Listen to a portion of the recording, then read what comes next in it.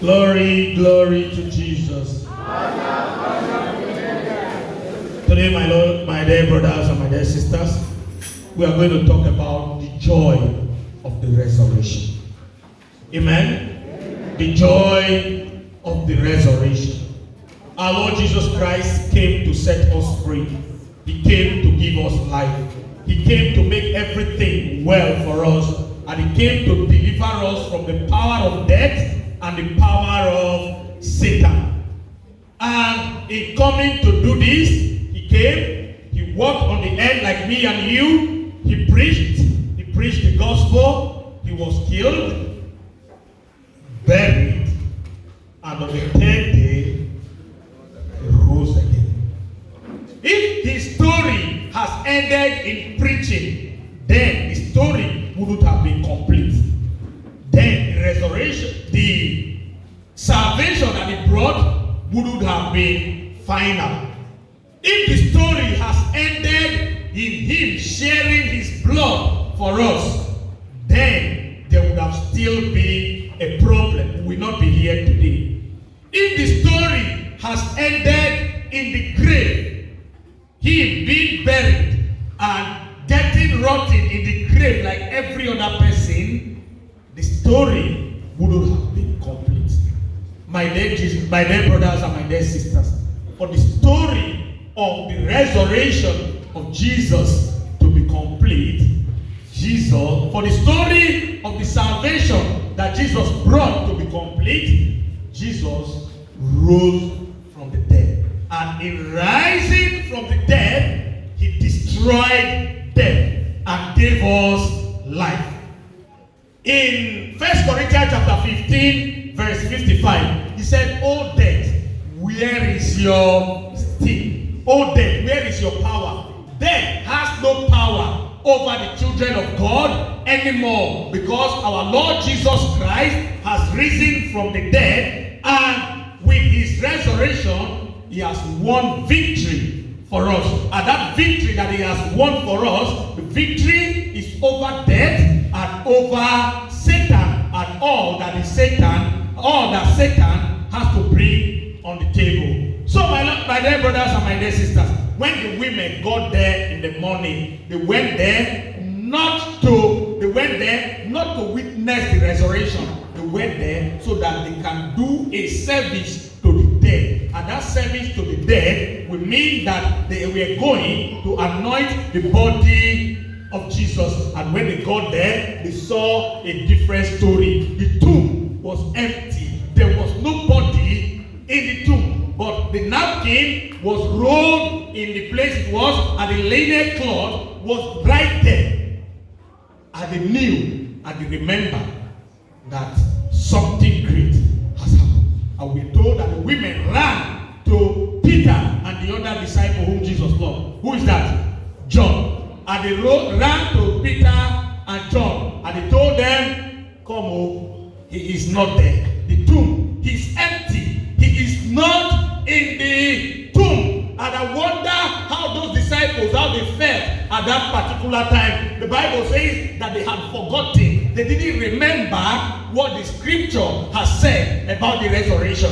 And they started running to the tomb. And as they were running to the tomb, we were told that one outran the other. John had to outrun Peter because he was a younger man. But when he got there, he looked, he saw, but he did not enter until Peter got to the place, and he entered and he saw that the tomb was empty. So my dear brothers and my dear sisters, the story of the empty tomb is the story of our being here. That is why we are here, because the tomb is empty, because the author of life is not there again, because the author of life has risen from the dead and He has conquered death. And we may ask, why do we still die?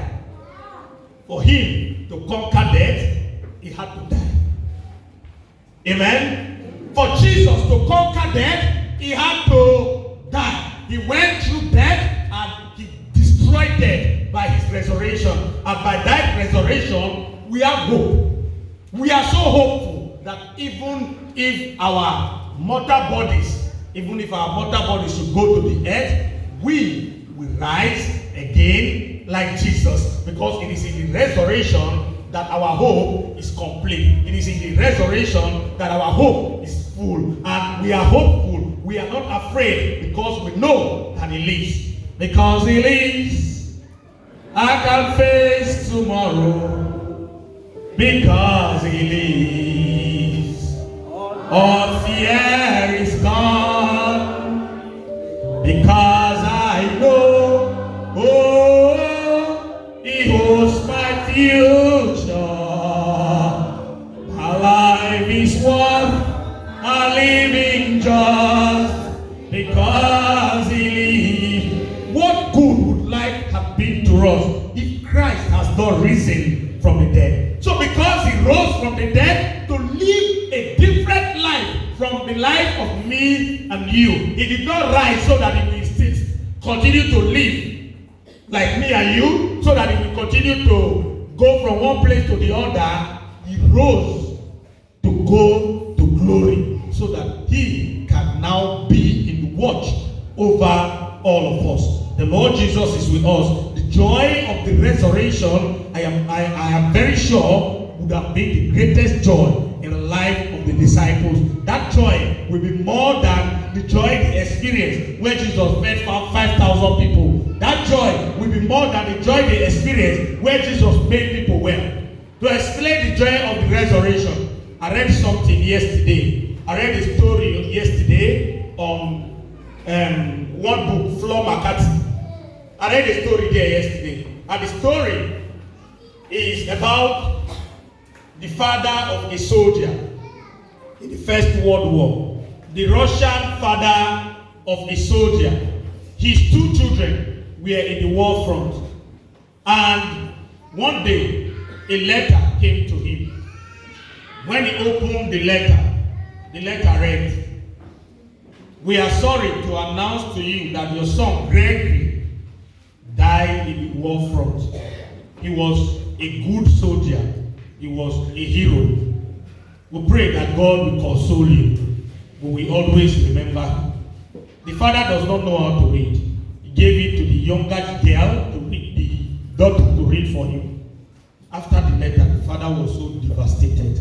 The father he lost hope in everything. He was so devastated that he kept the letter under one thing inside the kitchen.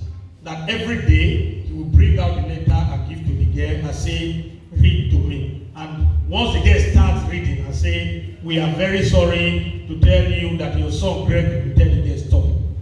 And grief will take over him. For 12 good days, this man was not okay. On the 12th day, a memorial mass was held for the soldier Greg.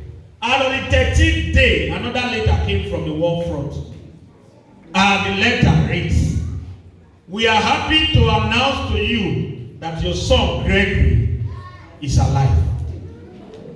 We thought he had died and we left him at the war front. He crawled 3 miles from the war front with another soldier who was wounded. He assisted the other soldier and they crawled to cross the line. Now, we are happy to tell you that Gregory is in the hospital. He is getting better. Not just that he is getting better, he has been promoted and he will be awarded the Medal of St. George, the highest medal that can be given to a soldier." And the man ran into the town and started announcing to them in the village square, "My son has not died though.